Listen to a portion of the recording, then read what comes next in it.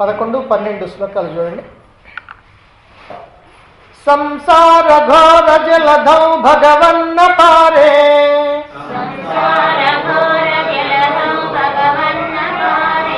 తాపత్రయోగ దహనే సహచారి నక్రే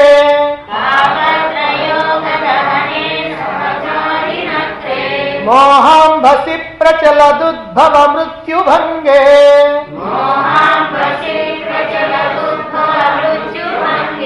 వీక్షాంతరస్మి పతితం జగదద్యభీతః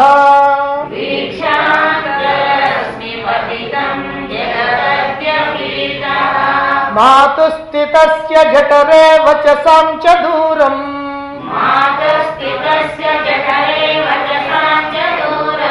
దుఃఖం పునర్జనన కాల భవం దురుహ్యం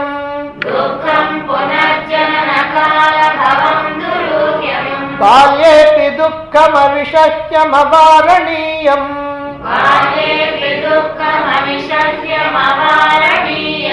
ఆలోచ్య భీతిరధునా మహతే మమోత్థ.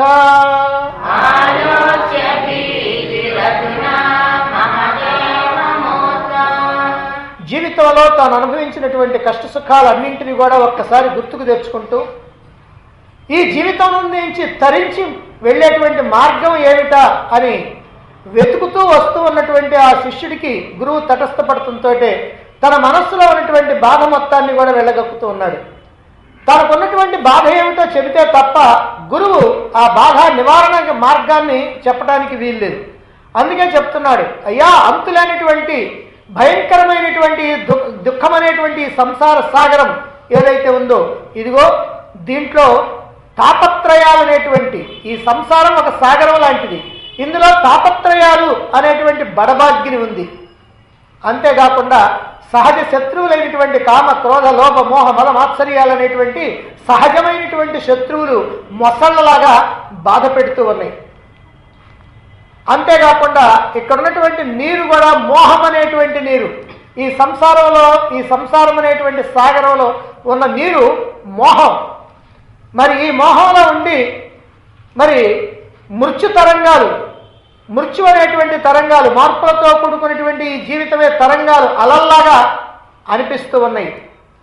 ఇదిగో దీన్ని చూచి నేను ఇప్పుడు చాలా భయపడుతూ ఉన్నాను అని ఈ సమస్తమైనటువంటి జగత్తుని, ఆ జగత్తులో ఈ జనన మరణోప సంసారంలో చిక్కినటువంటి జీవుడి యొక్క కష్టాలని ఒక్కసారి తెలియజెప్పి వాటిని వివరంగా తర్వాత తెలియజేస్తున్నాడు. తల్లి గర్భంలో ఉన్నప్పుడు పిండ రూపంలో ఎన్ని రకాలైనటువంటి బాధలు పడాలో చెప్పడానికి వీల్లేదు. ఇక తిరిగి ఆ తల్లి గర్భంలో నుంచి బయటికి వచ్చి జన్మించేటప్పుడు కూడా ఎన్ని రకాలైనటువంటి బాధలు ఉన్నాయో ఊహించలేనటువంటి బాధలు ఉన్నాయి. ఇక బాల్యంలో పుట్టిన తర్వాత బాల్యంలో కూడా సహింపరానటువంటి దుఃఖం, నివారించడానికి వీల్లేనటువంటి దుఃఖం ఉంది. వీటిని గురించి ఆలోచిస్తుంటే నాకు చాలా బాధగా ఉంది అని అంటున్నాడు. అది ఇప్పుడు నాకు బాధగా ఉంది అని అంటున్నాడు. ఇప్పుడేమిటయ్యా బాధగా ఉంటాం, ఎప్పుడో అనుభవించావు కదా, అనుభవించడం అయిపోయిన తర్వాత ఇప్పుడెందుకు బాధ అంటే ఎప్పుడో అనుభవించిన మాట వాస్తవమే, దానికి కాదు ఇప్పుడు మళ్ళీ ఇలాంటి బాధలు ఎన్నిసార్లు అనుభవించాల్సి వస్తుందో, ఎన్నిసార్లు నేను జన్మెత్తాల్సి వస్తుందో, అదిగో అందుకోసం నేను బాధపడుతున్నాను అని తెలియజెప్పి ఇక బాల్యం తర్వాత వచ్చేటువంటి బాధ ఏమిటో చెప్తున్నాడు. సామాన్యంగా మనం బాల్యం తర్వాత వచ్చేదాన్ని బాధ అనుకోం, చాలా ఆనందం, యవ్వనం. ఎందుకంటే యవ్వనం ఆనందకరమైనటువంటిది. యవ్వనం కనుక పోతే ఆనందం కూడా పోయినట్టుగా బాధపడుతూ ఉంటాం. కానీ ఇక్కడ శిష్యుడు మాత్రం ఈ యవ్వన కాలాన్ని కూడా బాధాకరమైనటువంటి దానిగానే చెబుతున్నాడు. మరి ఎందుకు చెబుతున్నాడో ఏమిటో ఆ శ్లోకం చూడండి, 13. తారుణ్యమేత్య కుల యౌవన రూప సంపత్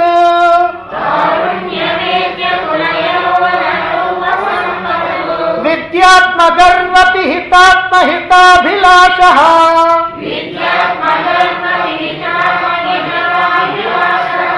విన్మూత్ర మాంస రుధిరాస్తి మయే శరీరే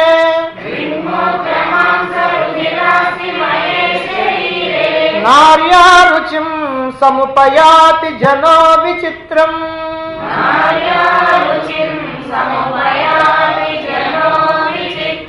తారుణ్యమేత్య కుల యౌవన రూప సంపత్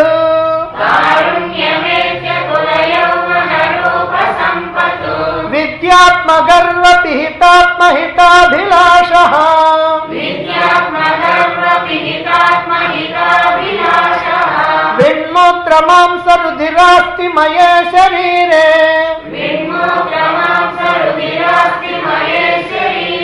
नार्या रुचिं समुपयाति जनो विचित्रम्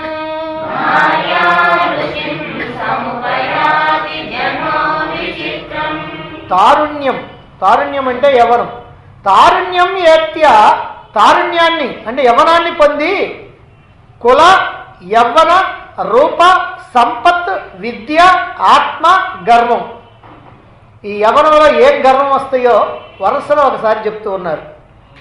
కుల అంటే నాది ఇంత గొప్ప కులం అని ఆ కులం యొక్క గర్వం. యవ్వనంలో ఉంటే అతనికి ఇక కంటి ముందు ఇంకేమి కనిపించదు. అందరూ కూడా ఎవరైనా సరే పనికిరానటువంటి వాళ్ళకి కనపడతారు. తాను ఒక్కడే చాలా గొప్పవాడిగా కనిపిస్తూ ఉంటాడు యవ్వనంలో ఉన్నప్పుడు. ఎందుకంటే శక్తి సామర్థ్యాలు ఎక్కువగా ఉంటాయి కాబట్టి. అలాగనే రూప ఒకవేళ అందంగా కనుకున్నట్లయితే ఆ రూప గర్వం వస్తుంది. ఇక సంపత్తు విద్య అంటే ధనం కనుకుంటే ధనగర్వం, విద్యలు ఉన్నప్పుడు విద్యాగర్వం. అదే పండితుడు కనుకైతే నేను పండితుడిని అనేటువంటి గర్వం ఉంటుంది. లేదా బాగా చదువుకున్నటువంటి వాడైతే నేను చదువుకున్నానని గర్వం ఉంటుంది. లేదా గొప్ప హోదా కనుకుంటే నేను ఇంత హోదా ఉందనేటువంటి గర్వం ఉంటుంది. ఈ ప్రకారంగా అన్ని రకాలైనటువంటి గర్వాలు ఇవన్నీ కూడా యవ్వనంలో వచ్చేటువంటివి. ఈ గర్వంతో పిహిత ఆత్మహిత అభిలాష, ఆత్మహితాన్ని పొందాలనేటువంటి అభిలాష కప్పబడిపోయి, ఆత్మహితం అని అంటే తన యొక్క నిజమైనటువంటి బాగుని, నిజమైనటువంటి శ్రేయస్సుని. లోకంలో శ్రేయస్సు ప్రేయస్సు అని రెండు రకాలు ఉన్నాయి. ప్రేయస్సు అంటేనేమో తాత్కాలికమైనటువంటి సుఖాలతో ఇక్కడ బాగా ఉండటం, అది అందరూ చేస్తారు. కానీ శ్రేయస్సు అంటే ఏమిటంటే ఇక్కడ బాగా ఉండటం కాదు, తన జీవితాన్ని తరింపజేసుకోవటం. ఎందుకనంటే ఇప్పటికి ఎన్నో కోట్లాది జన్మలు గడిచిపోయినాయి. ఈ కోట్లాది జన్మల్లో ఈ పుట్టటం సావటం, ఈ పుట్టేటప్పుడు బాధ, పెరిగేటప్పుడు బాధ, పోయేటప్పుడు బాధ, ఇలా రకరకాలైనటువంటి బాధలతో ఉన్నాను. ఈ రకమైనటువంటి బాధలన్నీ కూడా తప్పించుకొని ఆ శాశ్వతమైనటువంటి ఆనంద స్థితిలో పొందటమే మానవ జీవితం యొక్క పరమ లక్ష్యం. కాబట్టి అటువంటి లక్ష్యాన్ని నేను అందుకోవాలి అనేటువంటి విషయం మరుగున పడిపోతూ ఉంటుంది. దేనివల్ల మరుగున పడిపోతూ ఉంటుంది? ఇదిగో ఈ యవ్వన గర్వం, ఈ రూప గర్వం, ఈ విద్యా గర్వం, ఈ ధన గర్వం, ఈ సంపదల గర్వం, ఇవన్నీ కూడా అదిగో దాన్ని మరుగున పరుస్తాయి. అంటే మనం ఏం చెయ్యాలనో, ఈ లోకంలో దేనికి వచ్చామో, దేన్ని సాధిస్తే మన యొక్క జీవిత పరమ లక్ష్యాన్ని మనం సాధించినట్టు అవుద్దో, ఎప్పుడు మన యొక్క జీవితాన్ని సార్థకం చేసుకున్నట్టు అవుతుందో ఆ విషయాన్ని కాస్త మర్చిపోతాం. అలా ఈ లక్ష్యం కాస్త కప్పబడిపోయి విట్ మూత్ర మంస రుధిర హస్తి మయే నార్యా శరీరే. విట్ మూత్ర అంటే మలమూత్రాలు, మలమూత్రాలు, మాంస రుధిర మాంసము రక్తము, అస్థి ఎముకలు, మయే వీటితో కూడుకున్నటువంటి నార్యా శరీరే స్త్రీ యొక్క శరీరాన్ని చూచి ఆ శరీరంపై జనహ నరుడు రుచిం సముపయాతి ఇష్టాన్ని పెంచుకుంటూ ఉంటాడు. విచిత్రం, ఆహా ఎంత విచిత్రం. ఇప్పుడు ఆ శిష్యుడికి ఆ జరిగిపోయినటువంటి విషయం అంతా తలుచుకుంటామంటే ఆహా ఎంత విచిత్రం. ఎందుకంటే ఆయన కూడా అట్లా వచ్చినటువంటి వాడే, ఆ యవ్వనంలో ఆ గర్వంలో ఉన్నటువంటి వాడే, తన యొక్క లక్ష్యాన్ని మర్చిపోయినటువంటి వాడే, తాను కూడా ఈ స్త్రీ పొందు కోసం తప్పించినటువంటి వాడే. ఇదంతా ఇప్పుడు తలుచుకుంటే అరే ఎంత విచిత్రం, నేను అసలు దేనికి వచ్చానో అవన్నీ కూడా మర్చిపోయానే, అలా మర్చిపోయేటట్టుగా చేసినయే ఇవన్నీ కూడా అని ఆహా ఎంత విచిత్రం అని ఇక్కడ అంటూ ఉన్నాడు. తల్లి గర్భంలో ఉన్నప్పటి నుంచి, పిండ రూపంలో ఉన్నప్పటి నుంచి శిశువు రూపంలో మళ్ళీ బయటకు వచ్చేదాకా ఏ రకమైనటువంటి బాధలు ఉన్నాయో వాటన్నింటినీ కూడా నిన్నటి శ్లోకంలో మనం చెప్పుకున్నాం. అలా దుఃఖించినటువంటి ఈ శిష్యుడు ఇప్పుడు యవ్వన దశలో మానవుడి యొక్క స్థితిని గురించి తెలియజేస్తూ ఉన్నాడు. యవ్వన దశలో బాధలు ఉన్నప్పటికీ కూడా అమితమైనటువంటి సుఖాన్ని పొందుతాడు. అయితే ఆ సుఖాన్ని పొందటానికి ఎన్నో కోల్పోవటం జరుగుతూ ఉంది. ఆ విషయం మాత్రం తెలుసుకోడు. సుఖాలు పొందుతున్నాను అనుకుంటున్నాడే కానీ దీనికోసం నేను చాలా కోల్పోతున్నాను అనేటువంటి విషయం అతనికి తెలియదు. భవిష్యత్తులో బాధలకి దుఃఖాలకి కారణమవుతుంది అనేటువంటి విషయం కూడా తెలుసుకోలేడు. అజ్ఞానం పురివిప్పి నాట్యం చేసేటువంటి దశ ఈ యవ్వన దశ. ఈ యవ్వన దశలో అజ్ఞానం ఎలా వెర్రితల్ల వేస్తుందో మనకి ఈ శ్లోకం ద్వారా ఇక్కడ శిష్యుడు తెలియజేస్తూ ఉన్నాడు. యవ్వనం వచ్చేటప్పటికీ ప్రతి వ్యక్తికి కూడా శరీరం చాలా బాగా పుష్టిగా అందంగా తయారవుతుంది. శరీరం బాగా పుష్టిగా ఉండటం, అందంగా ఉండటం, దాని కారణంగా కామోద్రేకం కలుగుతుంది. అంటే కామ సంబంధమైనటువంటి ఆలోచనలు ముసురుతూ ఉంటాయి. దానితో మనస్సంతా కూడా అస్తవ్యస్తమైపోతూ ఉంటుంది. అప్పటికే విద్యాభ్యాసం పూర్తవుతుంది. ఉద్యోగమో వ్యాపారమో ఏదైనా వృత్తో ఏదో ఒకటి చేస్తూ సంపాదించడం ప్రారంభమవుతుంది. కొంతమందికి అప్పటికే తానేమి సంపాదించాల్సినటువంటి పని లేకుండా తండ్రి తాతలు సంపాదించి ఇచ్చిపోయినటువంటి ఆస్తులు సంపదలు ఉంటాయి. దాంతో ఆ సంపదలను చూసుకొని, తనకున్నటువంటి విద్యను చూసుకొని, తనకున్నటువంటి కులాన్ని చూసుకొని, తనకున్నటువంటి రూపాన్ని చూసుకొని, వీటన్నిటినీ చూసి సంపాదించగలిగేటువంటి ఆ శక్తిని చాతుర్యాన్ని తలుచుకొని, తన యవ్వనాన్ని తలుచుకొని తన యొక్క రూపాన్ని అందచందాలని తలుచుకొని గర్విస్తూ ఉంటాడు. నేను చాలా గొప్పవాడిని అనుకుంటాడు. తానెప్పుడు ఇలాగనే ఉండగలను అనేటువంటి భ్రమలో ఉంటాడు. సామాన్యంగా లోకంలో ప్రతి మానవుడికి కూడా అవతల వాళ్ళ సంగతి యువతల వాడికి తెలియదు. సామాన్యంగా ఎవరైతే కాస్త యవ్వనంలో ఉంటారో ఆ యవ్వనంలో ఉన్నప్పుడు ఎవరన్నా కాస్త వృద్ధాప్యంలో ఉన్నటువంటి వాళ్ళని చూస్తే వాళ్ళు వేరే జాతి వాళ్ళుగా భావిస్తూ ఉంటాడు. వాళ్ళు ముసలోళ్ళు లేండి, వాళ్ళు మామూలుగా కింద కూడా కూర్చోలేరు, వాళ్ళకి కాళ్ళ నొప్పులు ఏళ్ళ నొప్పులు అన్నీ వస్తూ ఉంటాయి అని అంటాడు ఈయన. అంటే ఈయనకి ఎప్పుడు వృద్ధాప్యం రానట్టు, ఈయనకు కూడా ఎప్పుడు కాళ్ళ నొప్పులు ఏళ్ళ నొప్పులు రానట్టు, ఈయన ఎప్పుడు కూడా ఇట్లానే యవ్వనంలోనే ఉంటాడని ఆ భావన తెలియకుండానే అతనిలో ఉంటుంది. అడిగితే మళ్ళీ చెబుతాడు, ఏమయ్యా నువ్వు ముసలాడివి కాబట్టి నేను అవుతాను అనుకోండి అని అంటాడు. కానీ ఇప్పుడు మాత్రం ఆ ముసలి వాళ్ళని చూసిన తర్వాత కాస్త ఎగతాళిగా మాట్లాడాలని అనిపిస్తూ ఉంటుంది. ఎందుకనంటే నేను కూడా ఆ పరిస్థితిలోకి వస్తాను అనేటువంటి భావన ఉండదు. నేను ఇప్పుడు చాలా యవ్వనంలో మంచి శక్తి సామర్థ్యాలు కలిగినటువంటి వాడిగా ఉన్నాను, వీళ్ళంతా శక్తి ఉడికిపోయి ఉన్నారు అనేటువంటి భావన ఉంటుంది. కాబట్టి ఇదే తానెప్పుడు ఇలాగే ఉండగలను అనేటువంటి ఆ భ్రమలో ఉండటం. ఎప్పుడైతే ఈ భ్రమలో ఉన్నాడో తనలో ఉన్నటువంటి విచక్షణా శక్తి నశించిపోతుంది. ఎప్పుడైతే విచక్షణా జ్ఞానాన్ని కోల్పోయాడో అప్పుడు అనుకుంటాడు, వీళ్ళందరూ ఏమిటండి భగవంతుడని దేవుళ్ళని పూజలని దేవాలయాలని ఇట్లా తిరుగుతారు, అసలు ఏం అవసరం, అసలు నాలాంటి వాడికి అసలు భగవంతుడితో అవసరం ఏముంది, ఎవరో ఈ ముసలా ముత్తగా వాళ్ళకి, కోరికలు ఉన్నటువంటి వాళ్ళకి, లేకపోతే రోగాలు రష్లు ఉన్నటువంటి వాళ్ళకి, ఈ కుటుంబంలో ఏదైనా బాధలు ఉన్నటువంటి వాళ్ళకి, వీళ్ళకి భగవంతుడు కావాలి కానీ నాకెందుకండి భగవంతుడు అనేటువంటి భావన తనకి తెలియకుండానే వస్తూ ఉంటుంది. కాబట్టి ఈ అహంకారంతో, ఈ గర్వంతో, ఈ కుల రూప యవ్వన విద్య సంపదలు వీటన్నిటితోటి కూడా అహంకరిస్తూ ఉంటాడు. ఆ విధంగా భగవంతుడిని తలుచుకోవాల్సినటువంటి పని లేదని గర్వించనన్నా గర్విస్తాడు, లేదా అసలు భగవంతుడి గురించి ఆలోచించకుండానన్నా ఉంటాడు. యవ్వన మదంలో ఉన్నటువంటి వాడికి లోకం అంతా కూడా ఎంతో అందంగా కనపడుతూ ఉంటుంది. ఇదంతా శాశ్వతం అని అనుకుంటాడు. అంతేకాదు యవ్వనం ఉన్నటువంటిది బాగా అనుభవించడానికే అనే ఒక నిశ్చయానికి వస్తాడు.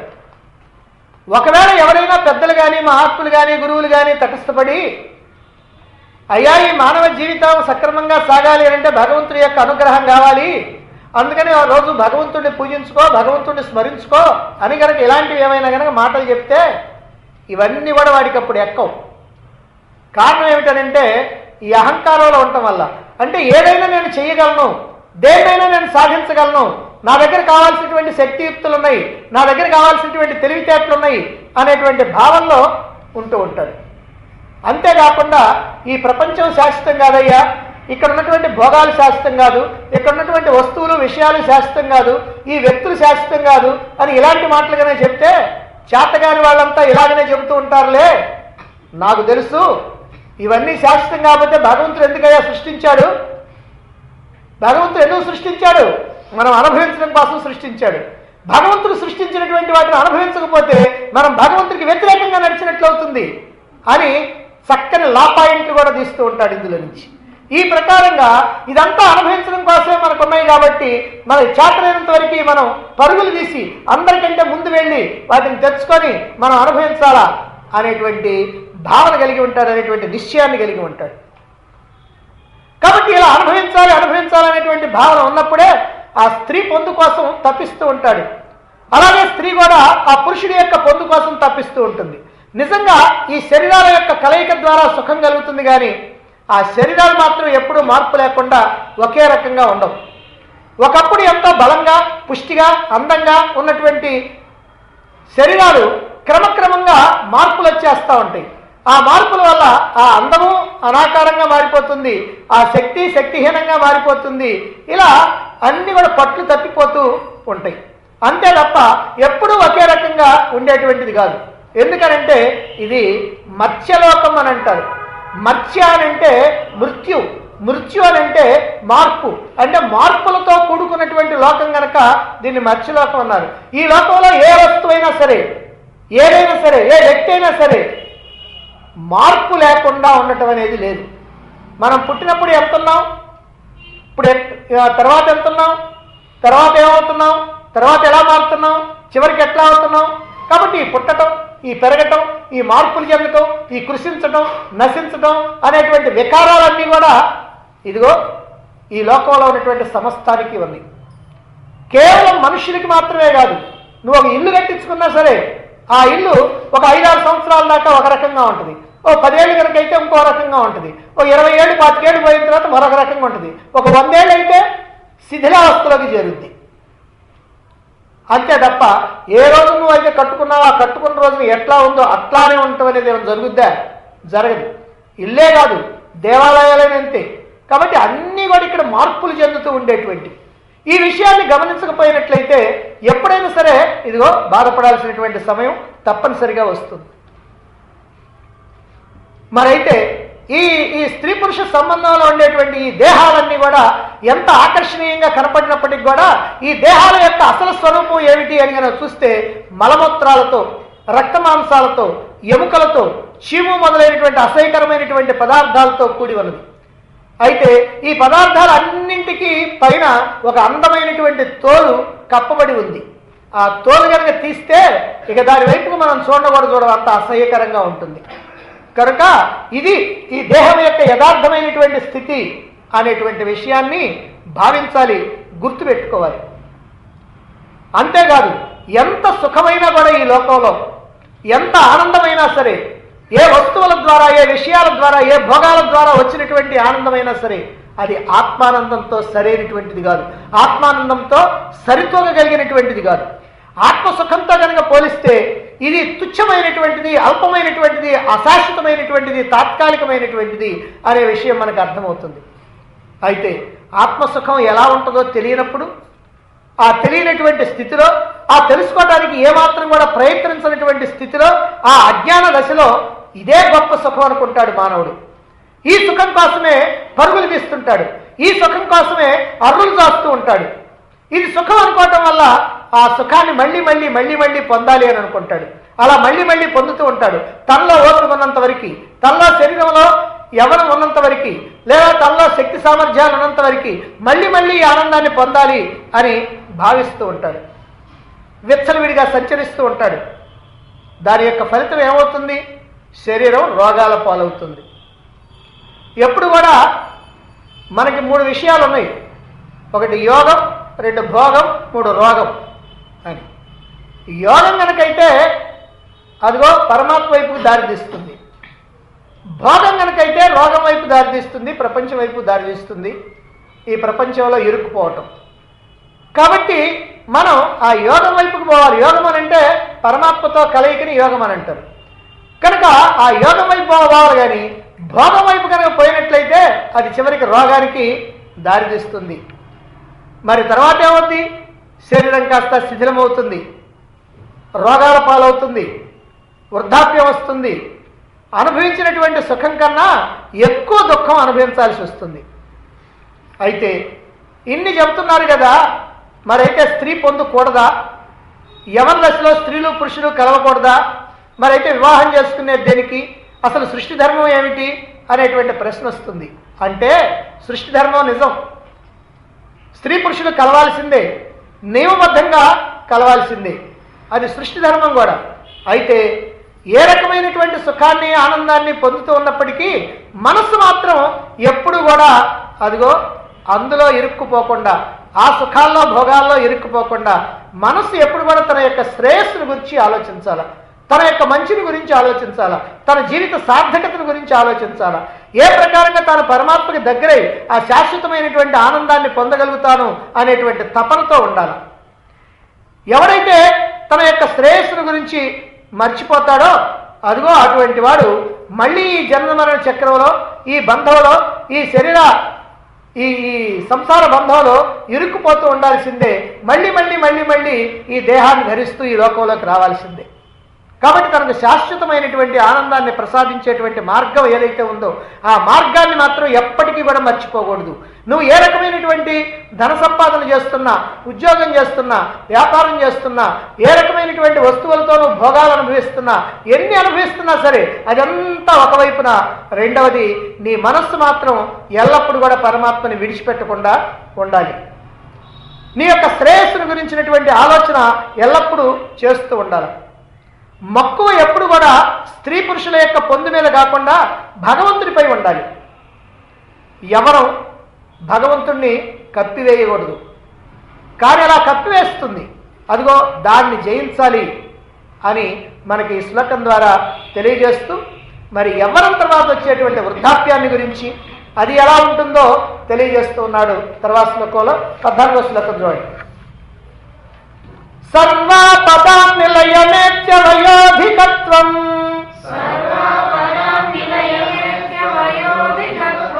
జంతు సుఖం న లభతే హ్యపి కించిదత్ర పుంసామిహాస్తి న భయం ఖలు మృత్యుతాన్యత్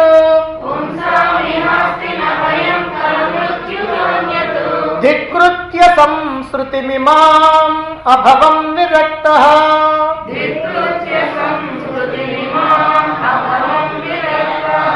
సర్వాపదాం నిలయమేత్య వయోధికత్వం జంతు సుఖం న లభతే హ్యపి కించిదత్ర పుంసామిహాస్తి న భయం ఖలు మృత్యుతాన్యత్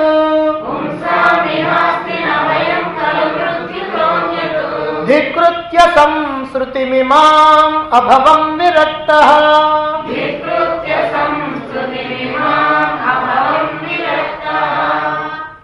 సర్వ ఆపదాం నిలయం, సర్వ ఆపదాం నిలయం, సమస్తమైనటువంటి కష్టాలకి, దుఃఖాలకి, ఆపదలకి నిలయమైనటువంటిది వయోధికత్వం, వృద్ధాప్యం.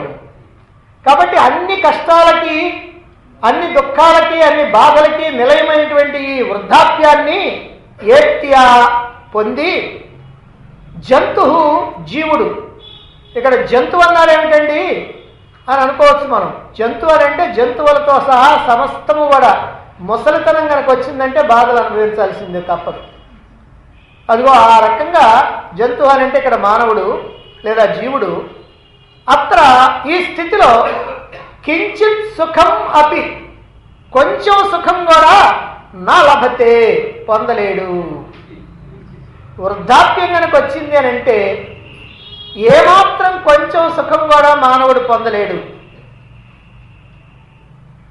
కొంచెం సుఖం కూడా, కించిత్ అని ఇక్కడ ఎందుకు చెబుతున్నారంటే మిగిలినటువంటి సందర్భాల్లో, అంటే బాల్యంలో కానీ యవ్వనంలో కానీ కొన్ని కష్టాలు ఉన్నప్పటికీ కూడా కొన్ని సుఖాలు ఉంటాయి. కొంతమంది ఎక్కువ సుఖాలు పొందుతూ తక్కువ దుఃఖాలు పొందుతారు, కొంతమంది కాస్త ఎక్కువ దుఃఖాలు పొందుతూ కొంతమంది తక్కువ సుఖాలు పొందుతారు, కొంతమంది అవి సమానంగా పొందుతూ ఉంటారు. కానీ వృద్ధాప్యం కనుక వచ్చిందని అంటే దాదాపుగా సుఖం పొందేటువంటి వాడు ఎవడు ఉండటానికి వీల్లేదు. ఎక్కడో ఎప్పుడో కొద్దిసేపు సుఖం తప్ప మిగిలిన అన్ని సందర్భాల్లో కూడా దుఃఖం మాత్రమే వాడికి. అందుకని ఇక్కడ ఏమంటారంటే కించిత్ సుఖం నా లభతే, కొద్ది సుఖం కూడా ఈ వృద్ధాప్యం అనేటువంటి దాంట్లో ఉండదు అని.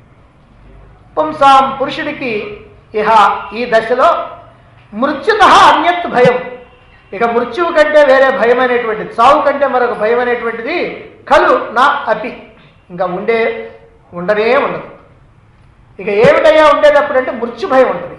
ఎందుకంటే వృద్ధాప్యం వచ్చిన తర్వాత అప్పుడు గుర్తు వస్తుంది చావు. యవనంలో ఉన్నటువంటి వాడికి ఎవరికి చావు గుర్తురాదు. ఎందుకంటే ఎంతమంది పోతా ఉన్నా రోజు చూస్తూ ఉంటాడు, వాళ్ళు ఎవరో పిచ్చోళ్ళు పోతున్నారు కానీ నేను తెలియగలను, నేను ఉంటాను అనుకుంటాడు.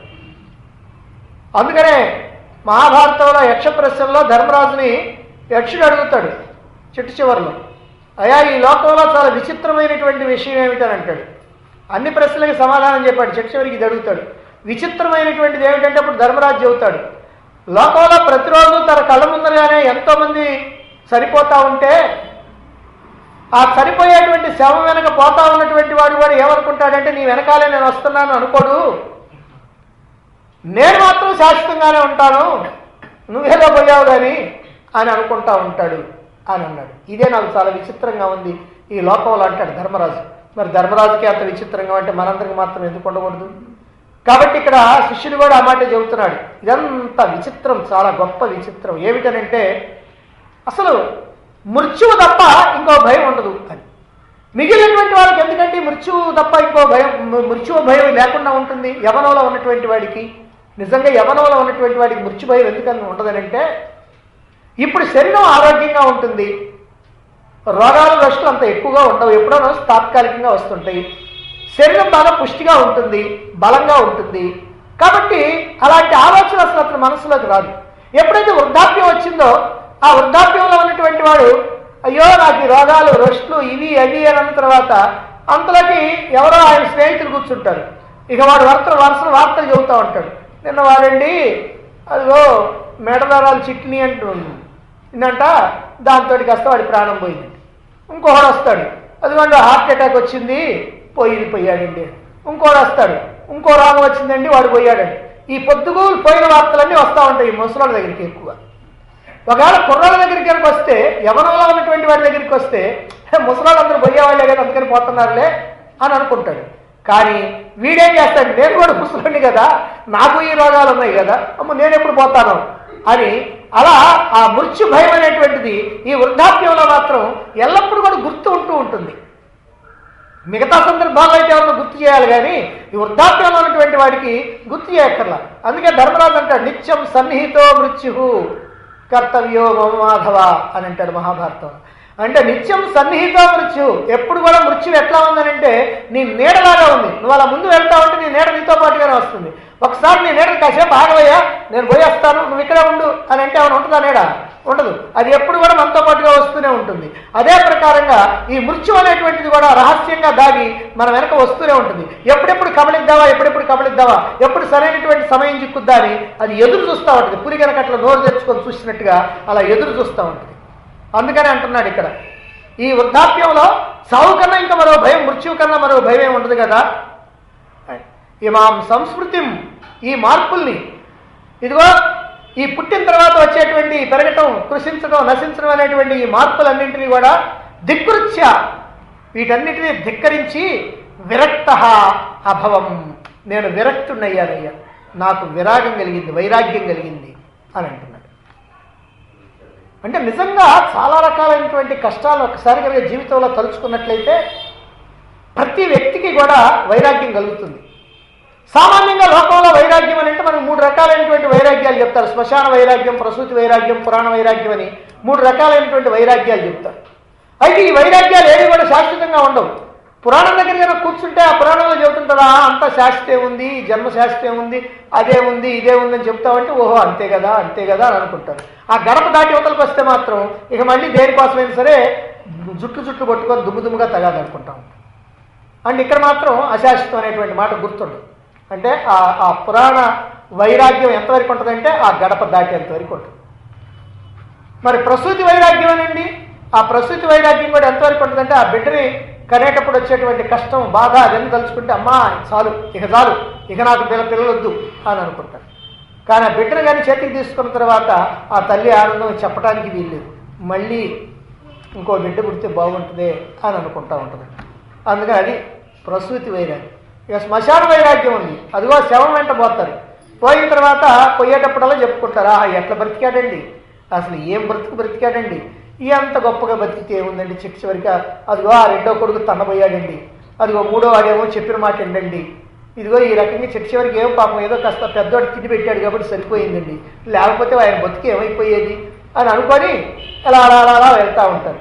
అలా వెళ్తూ కాస్త మా వాళ్ళ సంగతి కూడా గుర్తొచ్చింది. ఏదో ఆయన సంగతి అనుకుంటున్నాను కానీ నా బతుకు మాత్రం ఏందండి, మా వాళ్ళు కూడా అంతకంటే తక్కువ వాళ్ళు ఏం కాదు కదా అని ఏదో అనుకుంటా ఉంటాడు. అలా అనుకొని అది ఆ శవాన్ని కాస్త తగలబెట్టేస్తారు. అది తిరిగి వస్తారు, ఆ బావి దగ్గర స్నానం చేస్తారు, ఆ మొత్తం పోద్ది. ఇప్పుడు అనుకున్నవి మొత్తం పోద్ది. ఇక అక్కడి నుంచి ఏంటి వ్యాపారం ఏం చేస్తున్నావు, అప్పుడు చుట్టాలందరూ వస్తారు కదా, పలకరించుకుంటుంటారు అనమాట. ఏ వ్యాపారం చేస్తున్నావు, ఏమాత్రం సంపాదించావు అని. అంటే ఆ వైరాగ్యం అంతా అదిగో బావి దగ్గర స్నానం చేసేంత వరకు ఉంటుంది. ఈ మూడు ఇట్లాంటి వైరాగ్యం. ఈ వైరాగ్యాలు కాకుండా నిజమైనటువంటి వైరాగ్యం కావాలి. ఆ నిజమైనటువంటి వైరాగ్యం విచారణ ద్వారా రావాలా, నిజాన్ని తెలుసుకోవటం ద్వారా రావాలా, ఈ జీవితాన్ని విశ్లేషణ చేయటం ద్వారా రావాలా.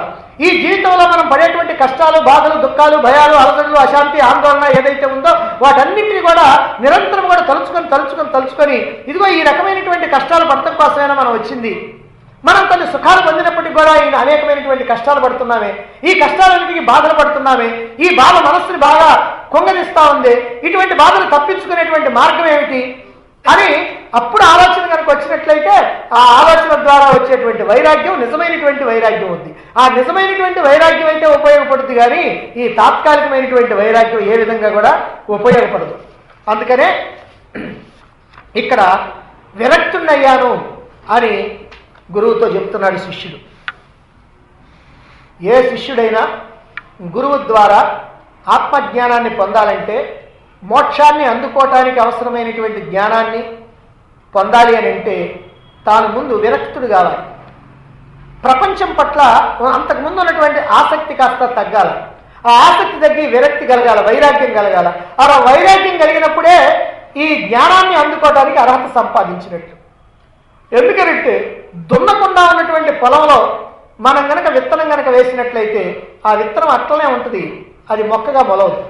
కానీ అదే చక్కగా దున్నినటువంటి పొలంలో కనుక మనం విత్తనం కనుక వేసినట్లయితే ఆ విత్తనం చక్కగా మొలిచి మొక్కై కొమ్మై వృక్షమై మనకు కావాల్సినటువంటి ఫలాలను లేదా కావాల్సినటువంటి పూలను వీటన్నిటిని కూడా ఇస్తుంది. అదే ప్రకారంగా ఇక్కడ కూడా ఈ మనస్సును కూడా అదిగో అలా దున్నాలి, అంటే సరి చేయాలి. దేనికి? జ్ఞానం అనేటువంటి బీజాన్ని నాటడానికి, జ్ఞానం అనేటువంటి విత్తనాన్ని నాటాలి అని అంటే మనస్సు అనేటువంటి భూమిని మనం తయారు చేయాలి. అలా తయారు చేయకుండా ఈ జ్ఞానాన్ని కనుక పొందినట్లయితే ఈ జ్ఞానం పైనే ఉంటుంది, మన లోపలికి ఎక్కదు, మనకు ఉపయోగపడదు. కాబట్టి మనస్సు వైరాగ్యంతో ఉన్నప్పుడే ఈ జ్ఞానం అనేటువంటిది చక్కగా అర్థమవుతుంది, అవగాహన అవుతుంది, దాన్ని బాగా ఆచరించడానికి వీలవుతుంది, ఆచరించి దాని ద్వారా పొందవలసినటువంటి ప్రయోజనాన్ని కూడా పొందడానికి వీలవుతుంది. లేకపోతే అలాంటి అవకాశం ఉండదు. అందుకే ఇక్కడ ఇక మిగిలి ఉన్నటువంటి వృద్ధాప్యాన్ని గురించి చెబుతున్నాడు. ఇప్పుడు అన్నిటినీ చెప్పాడు. తల్లి గర్భంలో ఉన్నప్పుడు చెప్పాడు, గర్భంలో నుంచి బయటకు వచ్చినప్పుడు చెప్పాడు, బయటకు వచ్చిన తర్వాత సంగతి చెప్పాడు, యవనం సంగతి చెప్పాడు, ఇక మిగిలింది వృద్ధాప్యం. అందుకని ఇప్పుడు వృద్ధాప్యాన్ని గురించి చెబుతూ వృద్ధాప్యం అనేటువంటిది సమస్తమైనటువంటి దుఃఖాలకి నిలయం అంటున్నాడు ఈ శిష్యుడు మొట్టమొదట్లోని. నిజంగా వచ్చినటువంటి శిష్యుడు ఇంకా వృద్ధాప్యంలోకి వచ్చినటువంటి వాడు కాదు, ఎందుకంటే అనుభవించి చెప్పేది కాదు. కానీ విచారణ చేశాడు, చూశాడు, ప్రపంచాన్ని చూశాడు, ప్రపంచంలో ఉన్నటువంటి వృద్ధుల్ని పరిశీలన చేశాడు. ఇలా పరిశీలన చేసిన తర్వాత ఇప్పుడు చెబుతున్నటువంటి మాట ఏమిటది అని అంటే సమస్తమైనటువంటి దుఃఖాలకి నిలయమైనటువంటిది ఈ వృద్ధాప్యం. ఎందుకని? శరీరంలో ఉన్నటువంటి శక్తి సన్నగిలిపోతుంది, ఏం చేయాలన్నా కూడా అశక్తత, శరీరం కాస్త శిథిలమైపోతుంది, చూపు సరిగ్గా ఉండదు, వినికిడి సరిగ్గా లేక ఆ వినికిడి శక్తి తగ్గిపోతుంది, ఏం చెప్పినా వినపడదు, మతిమరుపు పెరిగిపోతుంది, అన్నీ తినాలనిపిస్తుంది కానీ జీర్ణశక్తి అనుకూలించదు, స్వీట్ తినడానికి వీల్లేదు, హాట్ తినడానికి వీల్లేదు, మరి ఏమి తినడానికి వీల్లేదు, ఎక్కువ తినడానికి వీల్లేదు, అలాగని తక్కువ తింటే అసలు నీరసం వస్తుంది. మరి ఇలా రకరకాలైనటువంటి తిండికి సంబంధించినటువంటి బాధలు ఉన్నాయి. ఇక తలేమో నెరిసిపోతుంది, పళ్ళేమో ఊడిపోతుంటాయి, బుగ్గలు గుంటలు పడిపోతుంటాయి, శరీరం వికారంగా మారిపోతుంది, మనస్సు ఊహాలోకంలో ఊరేగుతుంటుంది కానీ శరీరం మాత్రం ఉన్న చోటు నుంచి ఒక్క క్షణం కూడా ఒక్క అంగుళం కూడా కదలదు. అందుకే మన వాళ్ళు అప్పుడప్పుడు అంటుంటారు, ఊహల వాళ్ళలో మాత్రం తేలిపోతుంటాడు, కాలు గడప దాటుదయ్యా అని. అదిగో అదే ప్రకారంగా ఉంటుంది ఈ వృద్ధాప్యంలో ఉన్నటువంటి పరిస్థితి. ఈ వృద్ధాప్యంలో ఎటువంటి పరిస్థితి ఉంటుందో భజగోవిందంలో ఒక అద్భుతమైనటువంటి శ్లోకం ద్వారా మనకు చెప్పారు. అంగం గళితం ఫలితం ముండం దశన విహీనం జాతుం తుండం వృద్ధో యాతి గృహీత్వా దండం తదపిన ముంజత్యాశాపిండం అని. అంగం గళితం, శరీరమేమో సడలిపోతుంది, అంటే బాగా వదులైపోతుంది. అంతకుముందు బాగా బిగుతుగా ఉన్నటువంటి శరీరం వదులైపోతూ ఉంటుంది. అంతేకాకుండా ముండం ఫలితం, అదిగో తల కాస్త నెరిసిపోతుంది. దశన విహీనం, నోట్లో ఉన్నటువంటి పళ్ళన్నీ కూడా పోతాయి, అంటే నోరు బోసిపోతుంది. మరి వృద్ధో యాతి గృహీత్వా దండం, చేతికేమో కర్ర వచ్చుద్ది. ఇవన్నీ కూడా వృద్ధాప్యం వచ్చినప్పుడు సామాన్యంగా కనిపించాయి. అందుకనే బాగా వృద్ధులైనటువంటి వాళ్ళు, బాగా 80 ఏళ్ళు దాటినటువంటి వాళ్ళకి పళ్ళన్నీ ఊడిపోయి అదిగో కోటి ఆకారం వస్తుంది. మనిషికంట 3 లక్షణాలు ఉన్నాయంట 40 ఏళ్ళు దాటిన తర్వాత. పాము లక్షణాలు ఒక 20 ఏళ్ళు, కాకి లక్షణాలు 20 ఏళ్ళు, కోటి లక్షణాలు 20 ఏళ్ళు, మొత్తం కలిపితే 60. మొదటి 40 బాగా గట్టిగా ఉంటాడు, అది మనిషి లక్షణం అనమాట. ఇక తర్వాత ఇవి అనమాట. ఈ పాము లక్షణం ఏంటంటే అప్పుడే చిన్నగా కాస్త ఆ శరీరం కాస్త ముడతలు పడతాం కానీ ఇట్లాంటివి కానీ ప్రారంభమవుతుంది. ఇక ఆ తర్వాత వచ్చేటువంటిది మా కాకి ఏంటంటే అంతకుముందు బాగా తెల్లగా ఉన్నాడు కూడా నల్లంగా మారిపోతూ ఉంటాడు, అంటే రంగు కూడా మారిపోతూ ఉంటుంది.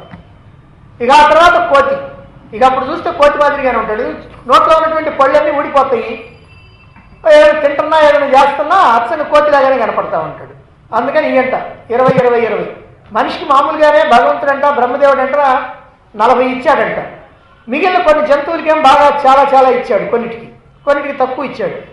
ఈ మనిషి చూసి అసలే అసూయ కదా మనిషికి, వారి దుంపల్లేగా వీళ్ళేమో 1000 ఏళ్ళు 500 ఏళ్ళు 400 ఏళ్ళు బతుకుతుంటే మనం ఇంత తెలివిగలవాళ్ళం, మనమేంది 40 ఏళ్ళేనా అని చెప్పి మళ్ళీ బ్రహ్మదేవుడి దగ్గరికి పోయారు. పోయి ఏమయ్యా కాస్త మాకు పెంచండి అన్నారు. వద్దులే ఇంతవరకైతే బాగుంటుందనంటే కాదు బాగా పెంచితే బాగుంటుంది అన్నారు. సరే అట్టయితే వాటిలో నుంచి కాసిన తీసుకుంటానని చెప్పి ఆ పాము ఒక 20, ఆ కాకి ఒక 20, ఆ కోతి ఒక 20 తీసుకొని సరే మీకు ట్రాన్స్ఫర్ చేస్తున్నాం, దీంతో బతకండి, మీరు 100 ఏళ్ళు బతకండి. అందుకని ఇదిగో ఈ దశలన్నీ కూడా ఒక్కొక్క దశ ఇట్లా మారిపోతూ ఉంటాయి. ఇది వృద్ధాప్యంలో మానవుడి యొక్క పరిస్థితి. అయితే వృద్ధాప్యంలో శరీరంలో వచ్చేటువంటి మార్పులు ఇవన్నీ ఒక ఎత్తు అయితే మరొకటి ఉంది. అదేమిటంటే పిల్లలు మాట వినరు. ఎందుకనంటే ఈయన ఊరికినే కూర్చున్నాడు, అంతకుముందు ఏదైనా చేశాడు, వ్యాపారం చేశాడు, ఉద్యోగం చేశాడు, వ్యవహారం చేశాడు, పెద్ద తెలివితేటలుగా ఊళ్ళో వాళ్ళందరికీ పంచాయతీలు చెప్పాడు, ఎంత తెలివిగలవాడు కదా. అందుకని పిల్లలు కనుక ఏదైనా తప్పుగానే చేస్తుంటే పొరపాటుగానే చేస్తుంటే వాళ్ళని పిలిచి, ఒరే ఆయన ఇట్లా కాదయ్యా, నేను పొద్దున్న చెప్పాను కదా, నువ్వు ఆ రకంగా నడుచుకోకుండా ఇట్లా పోయాయండి, ఇట్లా పోతే నష్టం కదా అని అంటాడు. ఎందుకనంటే ఇంతకుముందు బాగా సాధించినటువంటి వాడు కదా, ఆ ప్రభావంతో చూపిస్తేప్పుడు కొడుకు అంటాడు, వాడికి ఇంతకుముందే 2 సార్లు చెప్పాడు, ఇప్పుడు ఈ వ్యవహారం, ఇప్పుడు ఇది 3వసారి. సర్లే కూర్చో, ఉన్నసారి నుంచి కదలటం చేత కాదు కానీ ఊరికి పొద్దుగు వాగుతూ ఉంటారు, కూర్చో అదిగో ఇంత ముద్దేస్తారు తిని అటు పడి ఉండు అని అంటాడు. సరే పాపం ఈయనకి అదిగో వెనకటిదంతా తలుచుకుంటాడు. ఈ మాటలు ఎప్పుడైతే వీడిని నేను చేతుల్లో పెట్టుకొని ఎట్లా ఎత్తుకొని పెంచాను, ఎట్లా పెద్ద చేశాను, వీడి చదువుకి సంధ్యలకు కావాలంటే ఎంత అప్పు చేశాను, వీడికి ఉద్యోగం కావాలంటే ఎంతమంది కాళ్ళు పట్టుకున్నాను, ఇవన్నీ చేస్తే వీడి ఏడ పిల్లొచ్చి గుడ్డొచ్చి పిల్లని ఎక్కిరించినట్టుగా నన్ను అంటాడా, నేను ఎంతటి వాడిని అసలు, నేను ఏం చేశాను అని పైకంటే మళ్ళీ కొడతారు. అందుకని లోపల అనుకుంటా ఉంటాడు. అంటే ఇది ఒక బాధ. అప్పుడు చెప్పినటువంటి మాటలు వింటలేదే, నేను చెప్పినటువంటి సలహాలు పాటించడం లేదే, అయ్యో వీడు చెడిపోతాడే అని మదన పడతా ఉంటాడు. తానెంతో దర్జాగా బతికానని తనపై ఆధారపడి పెరిగి పెద్దవాడైనటువంటి వాడు ఈనాడు తన పూచిక పుల్ల కింద తీసేస్తున్నాడని చెప్పి బాధపడుతూ ఉంటాడు. ఇదే సమయంలో అప్పటిదాకా ఆగి దాగి ఉన్నటువంటి రోగాలు ఉంటాయి. ఎందుకంటే బాగా యవ్వనంలో ఉన్నప్పుడు మనలో రెసిస్టెన్స్ ఉంటుంది, అంటే రోగం కనుక లోపలికి వస్తా ఉంటే లోపల నుంచి రెసిస్టెన్స్ బయటికి నెట్టేస్తూ ఉంటుంది. అది యవనంలో ఉన్నప్పుడు. కాస్త యవనం కష్టపోయి వృద్ధాప్యం కనుక వస్తూ ఉంటే అప్పుడు ఏం చేస్తానంటే ఆ బయటికి నెట్టింది ఇప్పుడు లోపలికి రా అని పిలుస్తూ ఉంటుంది, ఆహ్వానిస్తూ ఉంటుంది. ఆ రోగాలన్నింటినీ ఆహ్వానిస్తూ ఉంటారు లోపల. అందుకని ఒక్కొక్కటి వరసన వచ్చేస్తూ ఉంటాయి. ఎట్లా కట్టు తెంచుకున్నటువంటి గొడ్డులాగా అదిగో పరుగులు తీసుకుంటా వచ్చేస్తూ ఉంటాయి. ఇలా వచ్చేసినప్పటికీ మరీ బాధ. ఇక ఈ కష్టాలు బాధలు ఎప్పుడు తీరుతాయి? ఇక వరుసన ఒక్కొక్కటి. ఎందుకంటే కుటుంబంలో ఒక రకమైనటువంటి గౌరవం లేకుండా పోవటం, చెప్పినటువంటి మాట వినకపోవటం, మరి తాను సంపాదించినటువంటి దాన్ని చెడగొడుతున్నారే అనే ఒక బాధ, దాంతో రోగాలు రష్లు ఇవన్నీ వచ్చినప్పటికీ అతను ఏమనుకుంటాడనంటే ఇక చావే కదా, ఇక చావు తప్ప ఇంకా రెండోది లేదు కదా, ఇక నేనేం చేస్తాను, ఇప్పటికీ ఏమైనా వ్యాపారం చేయడానికి ఏమైనా శాతం అయితే బాగానే ఉండేది అంటాడు. కూర్చొని సాధించి కదలేడు, మనసు మీద నుంచి లేవలేడు. మరి ఏం వ్యాపారం చేస్తాడు? కళ్ళు కనపడవాయా, చెవులు వినపడవాయా, కాళ్ళల్లో బలం లేదా పోవటానికి. అందుకని ఇలా భావించుకుంటా ఇక మృత్యువు కోసం ఎదురు చూస్తా ఉంటాడు. ఇప్పుడు మృత్యు అంటే ఆ మృత్యువును తలుచుకుంటామంటే మళ్ళీ భయం. ఏమిటి భయం? అయ్యో ఆ మనవడి పెళ్లి చూడకుండా పోతానేమో, మనవరాలు పెళ్లి చూడకుండా పోతానేమో, అందుకని కాస్త ఇంకొక 4 ఏళ్ళు వాయిదా పెడితే బాగుండు అని ఎప్పటికప్పుడు ఈ వాయిదాలు వేసుకోవడానికి ప్రయత్నం చేస్తూ ఉంటాడు. మృత్యు అంటే భయం. అసలు ఎందుకంటే మృత్యు అంటే భయం అంటే తాను ఎంతో సంపాదించాడు, ఎంతో ఇచ్చాడు ఇప్పుడు పిల్లలకి, తాను కాస్త తినకో ఏ రకంగానో వాళ్ళకి అదిగో కాస్త ఆస్తి అప్పచెప్పాలనుకున్నాడు, అందుకోసం కష్టపడి ఇచ్చాడు. ఇప్పుడేమో ఆ ఆస్తిని నేను అనుభవించాలా అంటే అనుభవించడానికి వీల్లేదు. సరే కానీ వాళ్ళు అనుభవిస్తారులే, అదన్నా ఆనందిద్దామంటే వాడు చెడగొడతా ఉన్నాడు, వాడు దీన్ని కాస్త నాశనం చేస్తా ఉన్నాడు. అయ్యో బాధే, నేను కనకపోతే ఈ ఆస్తి మొత్తాన్ని సర్వనాశనం చేస్తాడే, హారతి కర్పూరం చేస్తాడే అని అప్పుడు ఒక రకమైనటువంటి బాధ. ఇక ఎన్ని రకాలుగా ఏ రకంగా బాధపడినప్పటికీ ఇదంతా నాశనం చేసినా ఏం చేసినా సరే పాని వాళ్ళ కర్మాలు అనుభవిస్తారు అని అనుకొని ఒరే ఆ చావు కనుక వస్తే అంతతో వదిలిపోద్ది, తర్వాత నేనెవరో వాళ్ళెవరో వీళ్ళెవరో అనేటువంటి కొంచెం వివేకం వచ్చినప్పటికి కూడా ఆ చావంటే మాత్రం మళ్ళీ భయం కలుగుతుంది.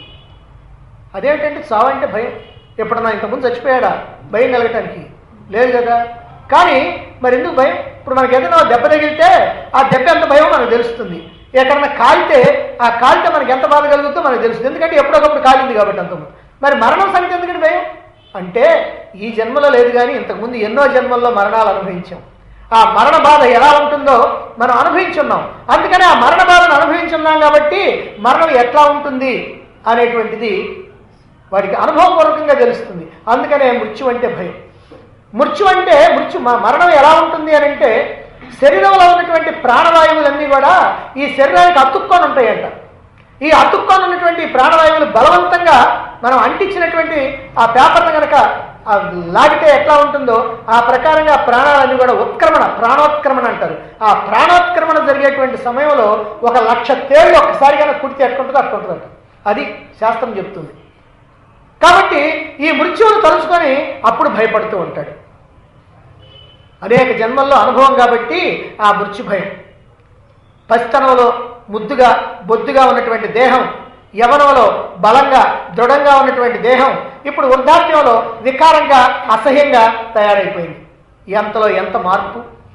అరే నిన్నగాక మొన్న ఎంత బ్రహ్మాండంగా నేను పనులు చేసుకున్నాను, ఇవాళ అసలు కదలకుండా పోతున్నానే అని ఇలా ఈ జరిగినటువంటి ఈ మార్పులన్నిటికీ కూడా అరే ఎంతలో జరిగిపోయింది, ఇట్లా కనుక జరగకుండా ఇంకా కొన్నాళ్ళు యవనం కనుకున్నట్టు ఎంత బాగుండేది అని అలా అనుకుంటూ ఉంటాడు. ఇప్పుడు ఈ మార్పులకి లోనైనటువంటి ఈ దేహాన్ని చూచి విరక్తి కలుగుతాం. ఇప్పుడు ఈ ప్రపంచం మీద విరక్తి కలుగుతూ ఉంటుంది. ఇప్పుడు ఇక్కడ ఉన్నటువంటి శిష్యుడు ఆ గురువుతోటి చెప్తూ ఉన్నాడు, ఈయన వృద్ధాప్యాన్ని అనుభవించలా, మరణ భయం కాదు, ఇవన్నీ కూడా ఆలోచించుకున్నాడు, విచారణ చేశాడు. ఆ విచారణ చేస్తే కలిగినటువంటి భావాలన్నింటినీ కూడా వ్యక్తం చేస్తూ ఉన్నాడు. కాబట్టి సమస్తమైనటువంటి దుఃఖాలకి, సమస్తమైనటువంటి బాధలకి, భయాలకి, వీటన్నిటికీ కూడా తరుణోపాయం ఏమిటో నేను తెలుసుకోవాలి, ఈ బాధలన్నీ కూడా నాకు పోవాలి అనేటువంటి ఒక భావనకు వచ్చాడు. ఆ భావనకు వచ్చిన తర్వాత మరి ఇప్పుడు శిష్యుడు గురువుతోటి చెప్పాలి. ఏం చెప్పాలి? అయ్యా, ఇది బాధ, ఇది వ్యధ, ఇది దుఃఖం, ఇదిగో ఇది పరిస్థితి. కాబట్టి ఇవన్నీ చూసి నాకు విరక్తి కలిగింది. నాకు అసలు ఈ ప్రపంచంలో ఇక ఉండాలనిపించడంలా. కానీ ఈ వీటన్నిటికీ అంతం అయిపోయేటువంటి, వీటన్నిటిని కూడా మనం దాటిపోయేటువంటి మార్గం ఏమిటి, వీటిని తరించేటువంటి మార్గం ఏమిటి అని అడగాలి. ఆ మాట ఏదో అడగబోతున్నాడు తర్వాత శ్లోకంలో, రేపు చెప్పుకుందాం.